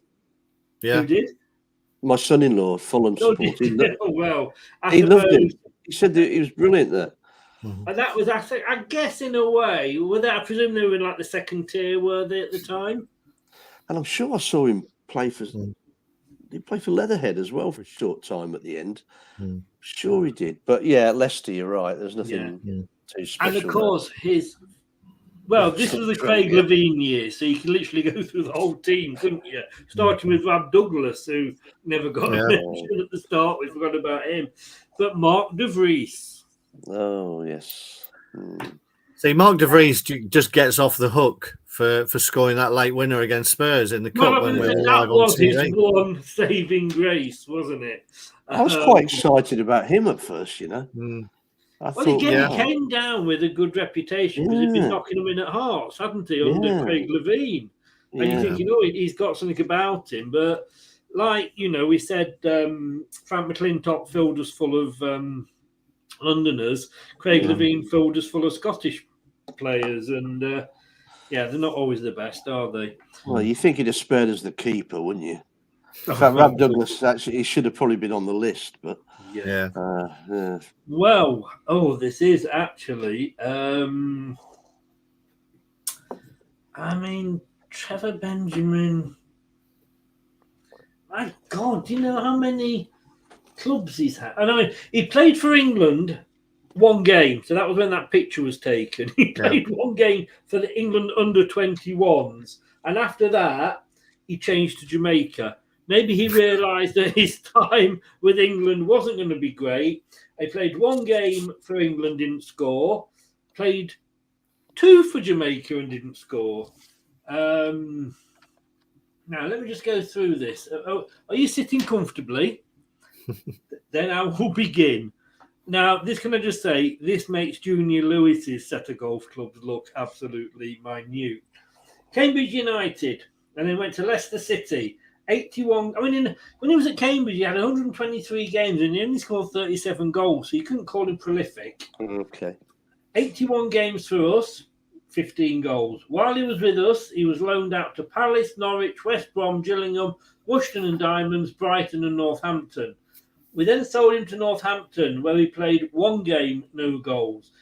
They then sold him to Coventry City, where he played 12 games, one goal.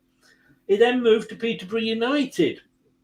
That was all in 1 year, the last three. Peterborough United, 47 games, 8 goals. And while he was at Peterborough, he went on loan to Watford, Swindon, Boston and Walsall before moving to Hereford, where he was actually quite prolific.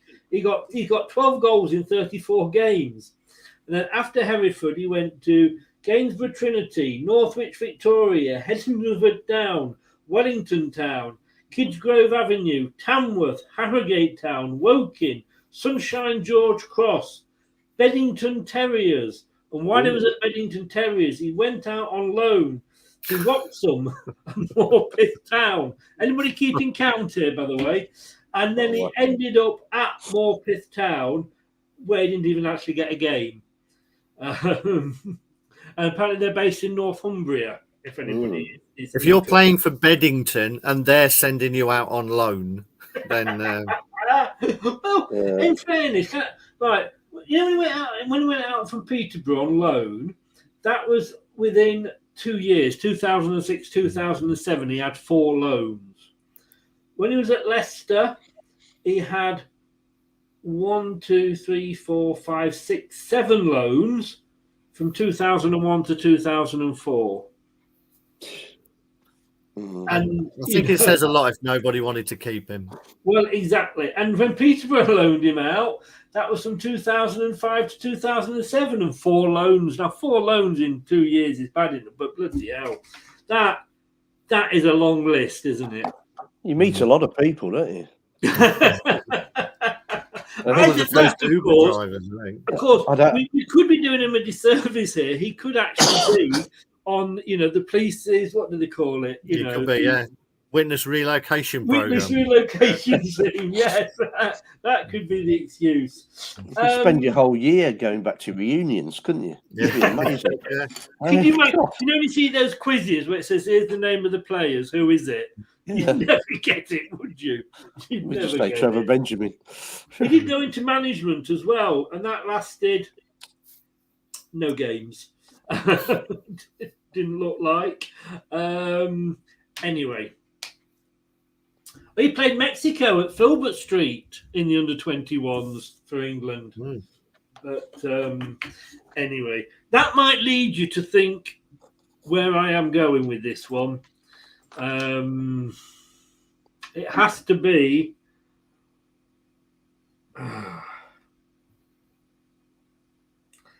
I've got to put Roger Davis in.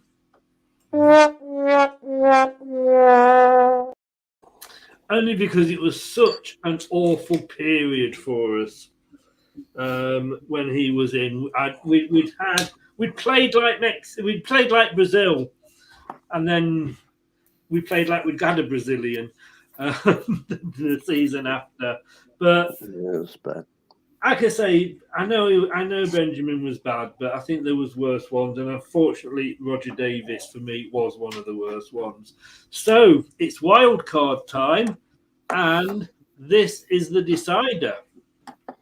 So we are going to go back to Craig first for this one, if that's all right with you, Craig. I won't want to upset you.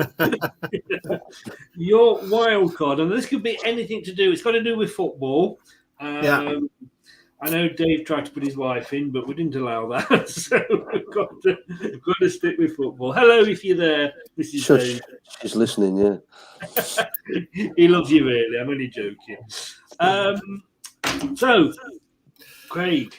Yeah. So a couple of things that didn't make it. Time wasting. I hate time wasting. Post-match interviews. Jesus. We've got inane questions. You must have been really disappointed to lose that. Yeah. And pundits. Jeez. Again. Yes. But this is a blight on football. And, for particularly people of our age, I think I'm safe to say we're all in the same ballpark here.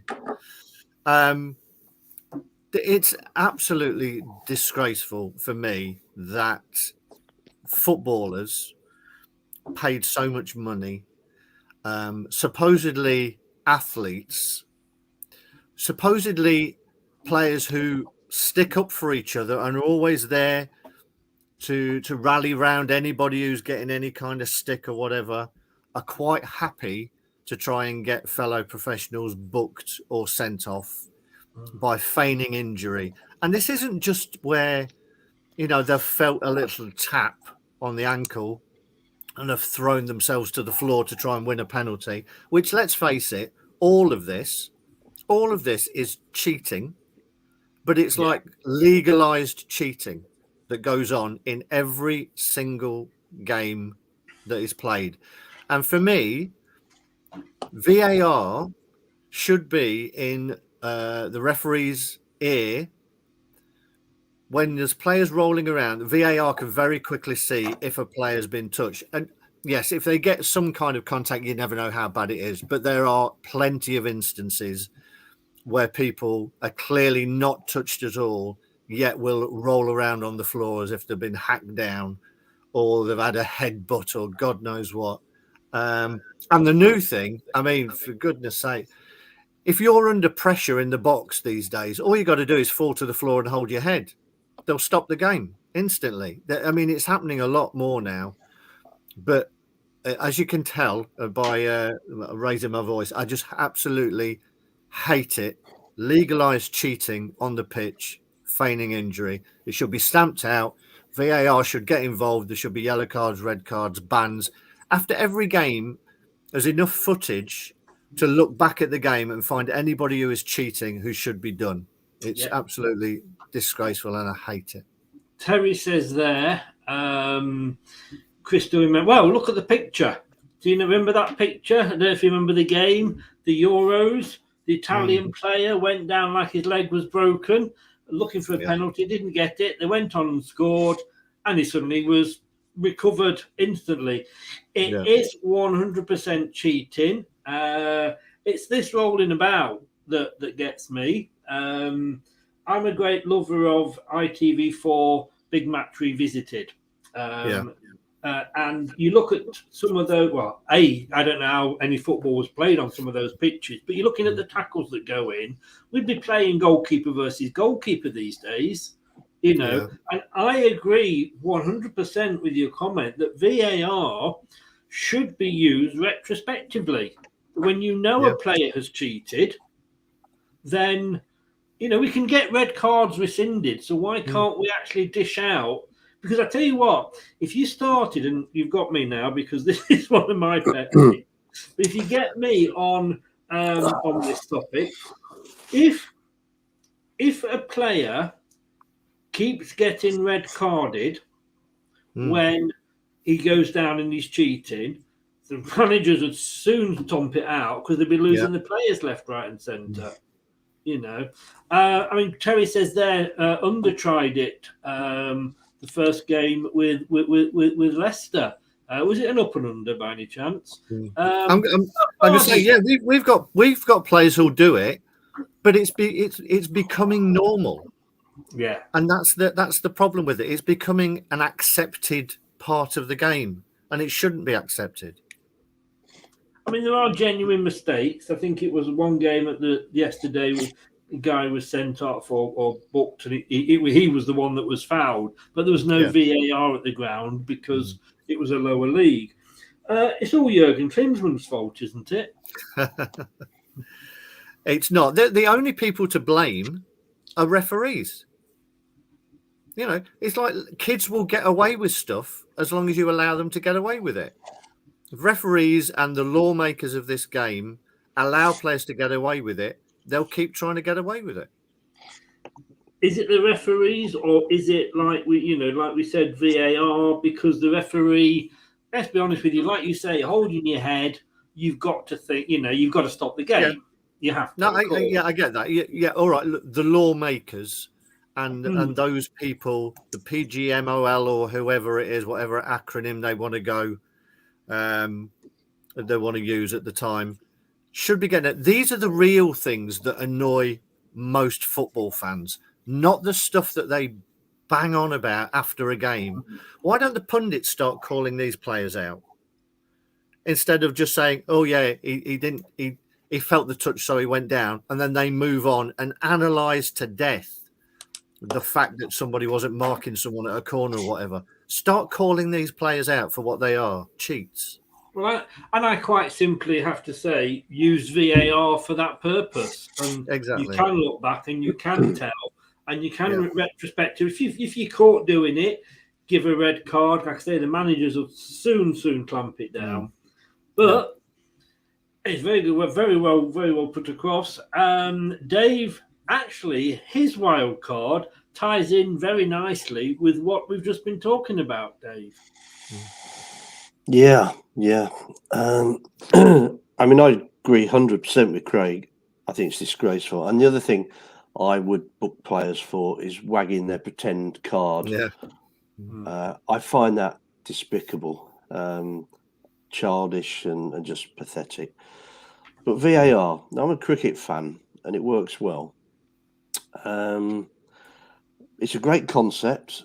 It's just badly managed by referees who are inconsistent, incompetent, and very picky. How many?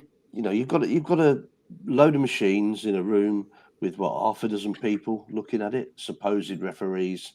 You've got the head of the referees section who oversees it, and they still get it wrong.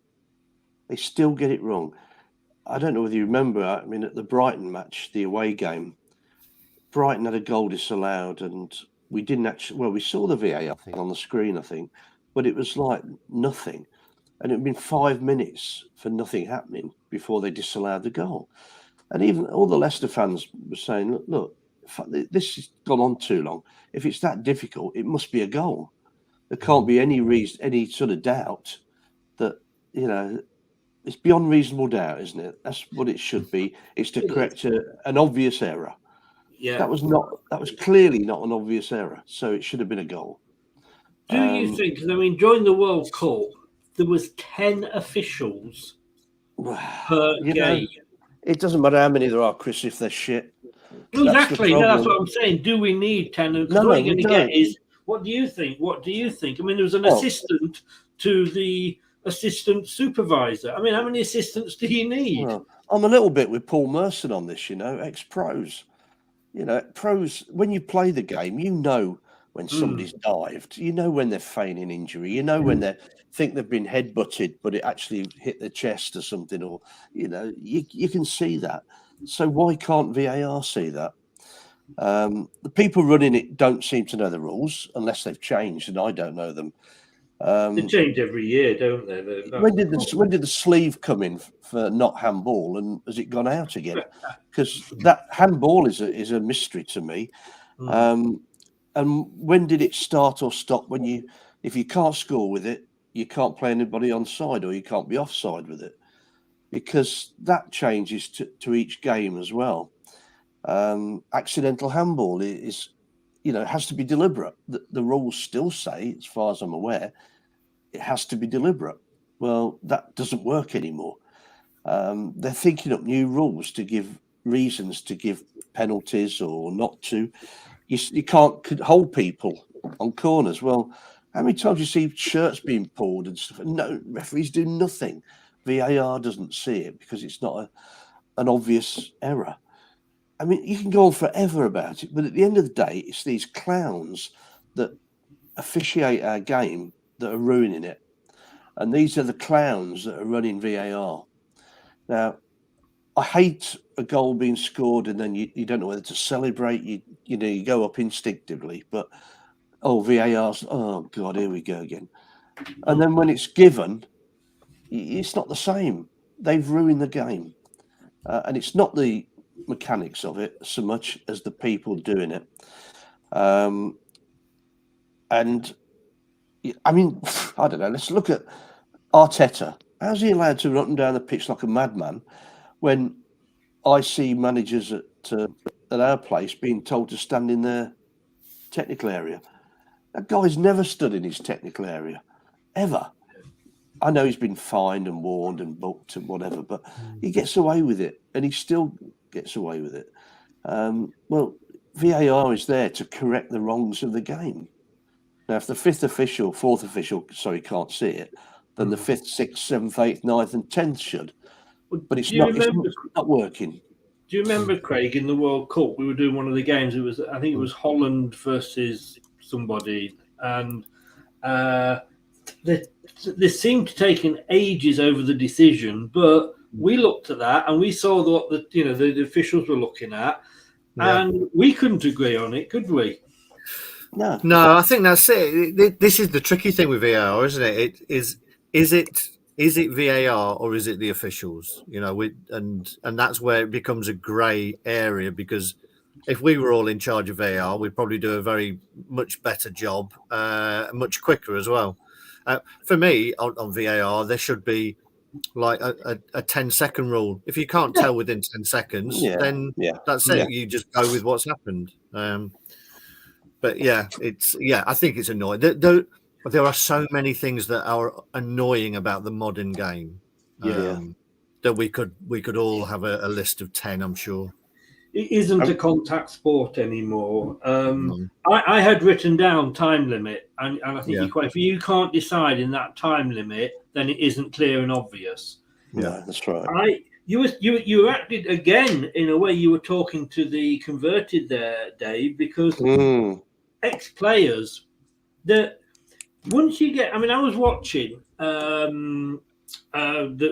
before we came live. The game for the West Ham Derby game on Sky Sports News, because it had the transfer show on.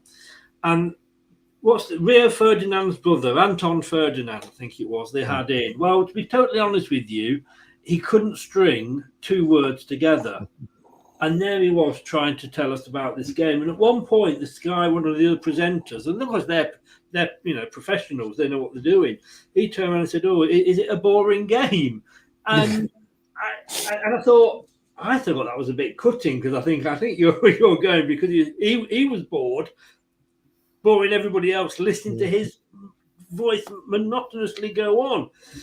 But once you get past the so-called, say, Championship and Premier League players that retire and will go into punditry, the lower divisions, they're and the likes of Steve Lynex, he's now painter and decorator.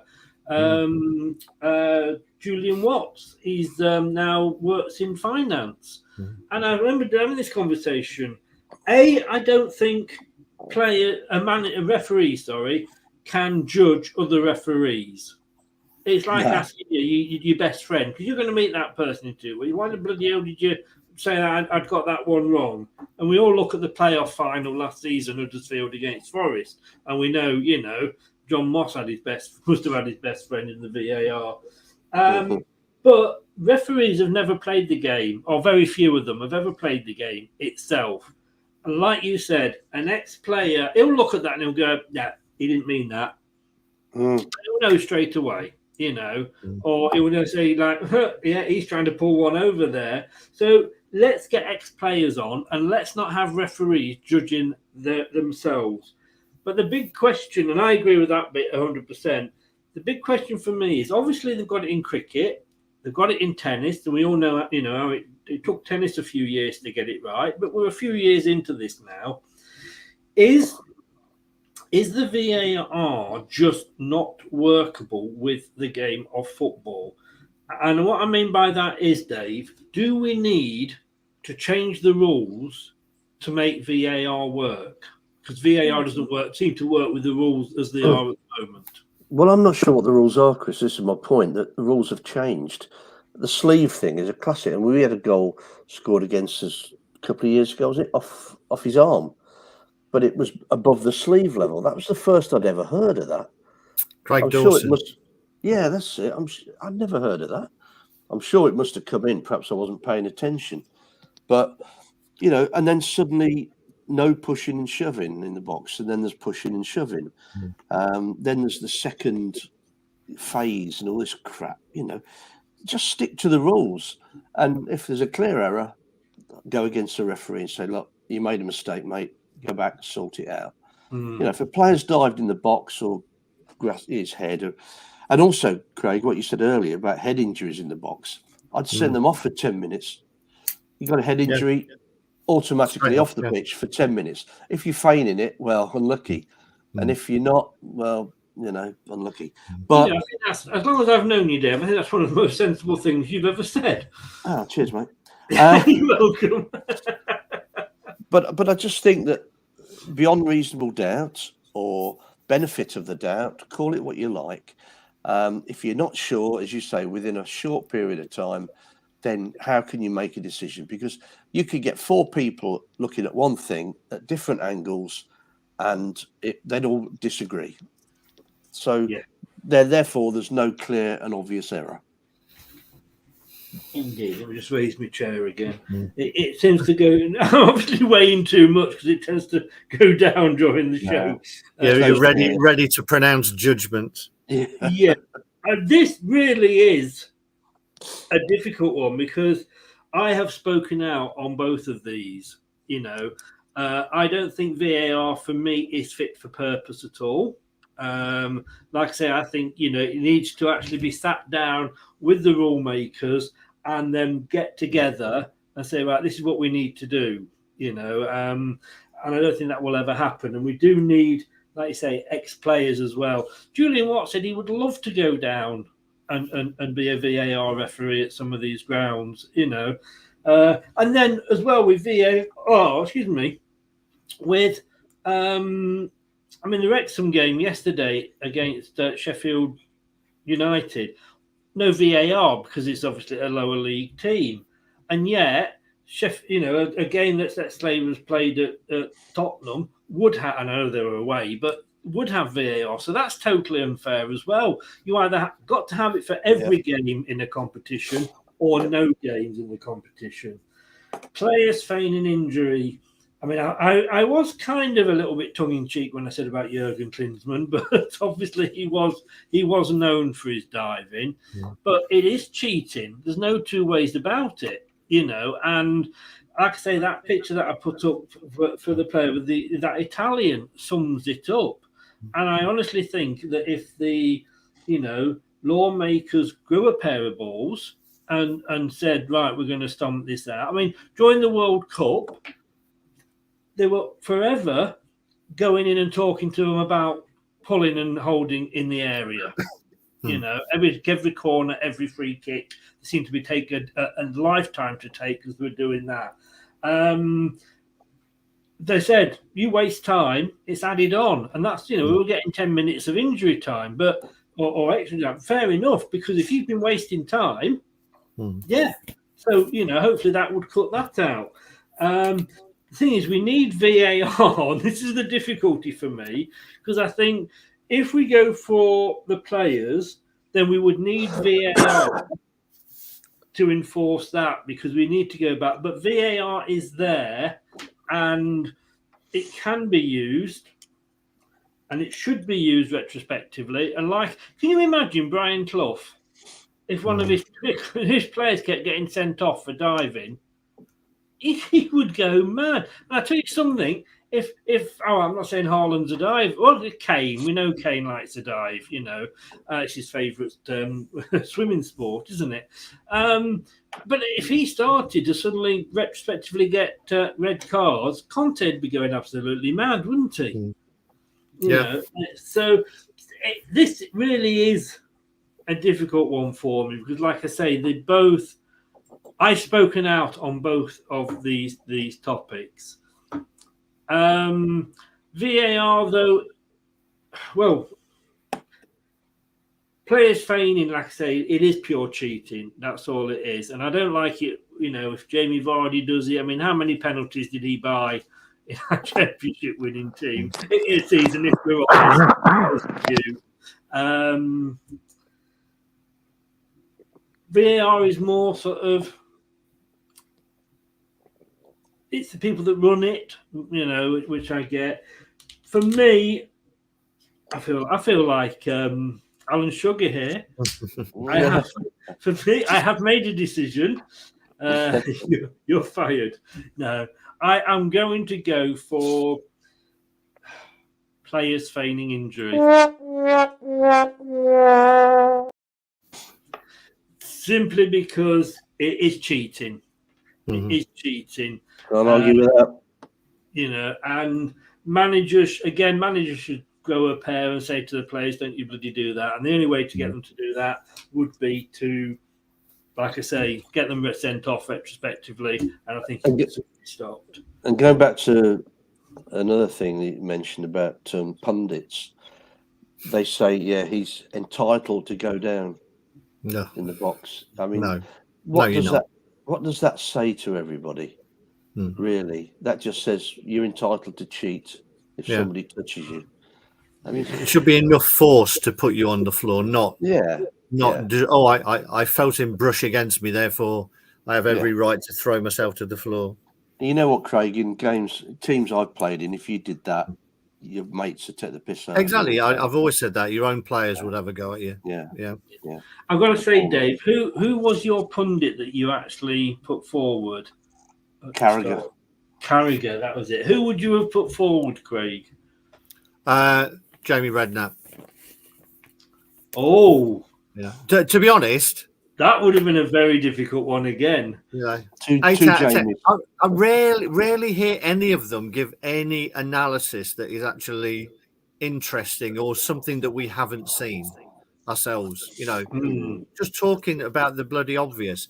I will give one shout out to Jermaine Jenas a couple of weeks ago when we played Brighton, and he did the summary of it, and he talked about how the fact that we were getting too drawn back, and he pinpointed Jamie Vardy dropping 20 yards further back than he should have done, and that allowed them to push forward. I thought, well, that was interesting. I watched the game. I was there. I didn't really pick up on it, but you've got a pro there who's actually analysed the game and seen something that maybe we didn't. So fair play to him. But the majority of them, it's absolutely pointless. Let's be honest with you, half-time and full-time. Full-time I turn off or turn over and watch something else. Half-time I'm watering the plants or getting a drink or whatever. And to be honest with you, I always try and watch Match of the Day now on catch-up because I can fast-forward. Exactly what I do. Yeah. I've no idea who I would have gone with that one. That would have been very, very difficult. Had either of you gone for Michael Owen, then that would have been an easy decision for me. Gentlemen, well, congratulations to Craig, the first winner. Bad luck, Dave, but you put up some good arguments. It was a lot harder than I thought it was going to be. I thought when you came up with VAR, I thought that's it. That's the winner. No, thank you. I hope you enjoyed doing it. Yeah, good fun. Good fun. Nice to be on with you, Craig. Good stuff, man. Yeah, you too, Dave. Thank you. We might have to do another one then. Yeah.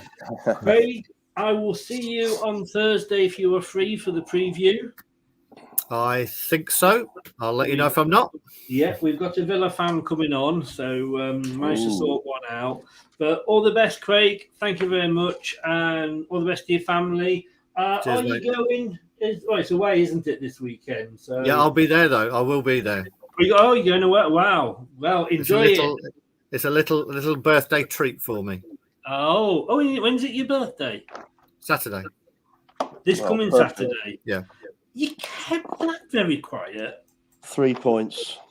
Yeah, that would be a very nice gift. Have a word with Brendan. Yeah. Just look, well, having said that, we haven't really managed many. Well, I think you deserve this. Have a happy birthday from us to you. Oh, I miss Radio Luxembourg. I know. Have a good one, mate. All the best. Cheers. See you. Thanks. Thursday. Cheers, Dave. Cheers, Chris. Bye, everyone. Bye-bye. Dave, where can people find you? You're going to be doing this prog rock show. Yeah, that's coming up. Actually, that might be coming up a week on Saturday. SurreyHillsRadio.co.uk. Yeah, 6 o'clock. Listen out for it. I think I'll be at the Spurs game, so I won't be listening to it. But it's this Saturday. Villa, sorry, it's the 4th, isn't it? Villa's this Saturday. Yeah, February already. I know. So It's our age. Time just flies when you're our age. Allegedly. Yeah, I know. Apparently. Deadline day for tomorrow. It's going to be interesting. We put an offer in apparently for this suitor. Whether we get him or not, we will see. I should be listening. I'm having a mate round to do a deadline party because my wife's out. What day is it tomorrow? Oh, at band. She plays in a band, so I'll be sitting here with you on and the telly on low and see what happens. Fingers crossed. Going live from 6 o'clock. He's a Saints fan, so God, be interesting. Yeah. To ask him if he wants Vestergaard back. I have the many answer times. to that is no. It's the same answer every time. Yeah. Yeah. We'll throw Bertrand in for you as well. There you go. Yeah. But catch us tomorrow. Thank you very much, Dave. Yeah. I really enjoyed that show. That was good. Good. Well done tonight, mate. Brilliant. Thank you very much. Now we haven't got because Dave, you normally join me on Friday at 9. There's no show this week because of deadline day tomorrow. Right. On Friday, we're having to do the prediction show. Okay. That's the 3rd, isn't it? That's the 3rd, yeah. And David, I'm doing an interview with David Connolly on Wednesday, the 1st, so that's why I can't fit it in there either. So it will be back again the week after. All right, mate. On that. Brilliant. But thanks for doing that. We'll have to do this one again with some different topics. All the best, Dave. Take care, buddy. Chris, you too. And again, not one H in the middle of it all. Talking of which, did you ever watch Line of Duty? Yes, I did. Yeah, it wasn't. You're not H, were you? It wasn't me. Are you sure? Yeah. I just realised. I just worked that out now. Yes. Mother Mary Joseph and the wee donkey.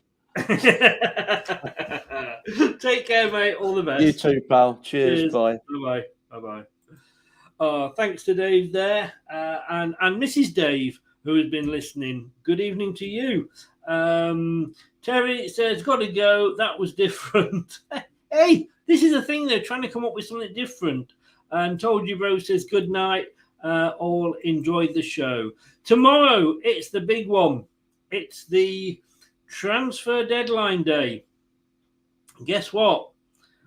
We're doing this." Coming up next on Leicester Till I Die TV.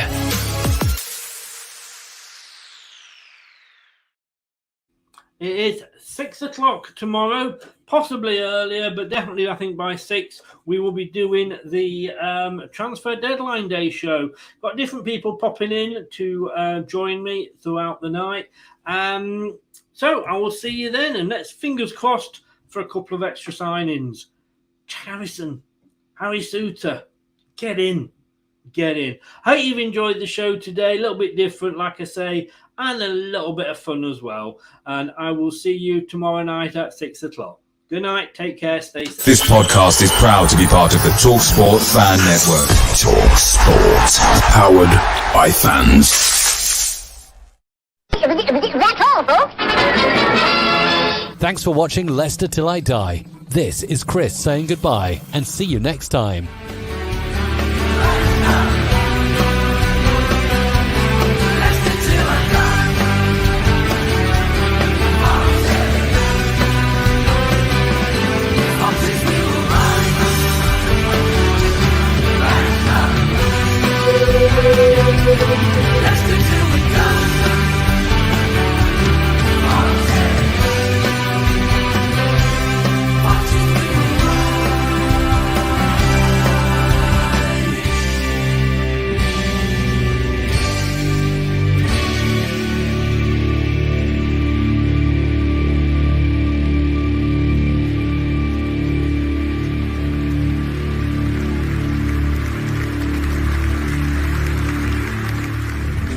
Thanks for watching. These videos are tremendous. You better like them too, or I'll be back. Leicester Till I Die.